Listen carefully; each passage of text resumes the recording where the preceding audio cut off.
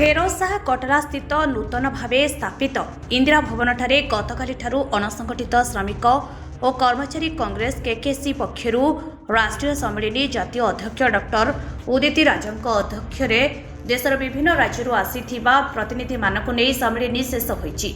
राष्ट्रीय अध्यक्ष डॉक्टर उदित राज उद्बोधन देई कहिथिले केन्द्र में 11 वर्ष धरी बीजेपी शासन में आसिबा परे 40 कोटी अधिक अणसंगठित श्रमिक और कर्मचारी सामाजिक अर्थनैतिक क्षेत्र में पछरे पड़िथिबा बेले नरेंद्र मोदी केवल अदानी और अंबानी तथा टाटा हाथ में देशर समस्त सरकारी उद्योगगुड़ी साग माछ दर में बिक्री करदेई आर्थिक संकट सृष्टि करिछि बोली दृढ़ समालोचना करथिले। आज एही संकटमय स्थिति में कांग्रेस देशर संविधान को सुरक्षित रखिबा और जातीय प्रकल्पगुड़ी पुनरुद्धार पर संघर्षर आवश्यकता अछि बोली आह्वान देथिले।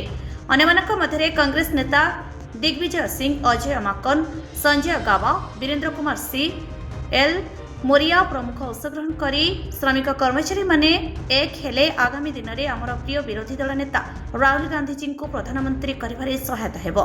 विभिन्न राज्यर अध्यक्ष माने निज निजर अभिभाषण रखिथिबा बेले ओडिशारु जाइथिबा प्रतिनिधि मानक पक्षरु राज्य अध्यक्ष विद्याधर महांती निजर अभिभाषण रखिथिले।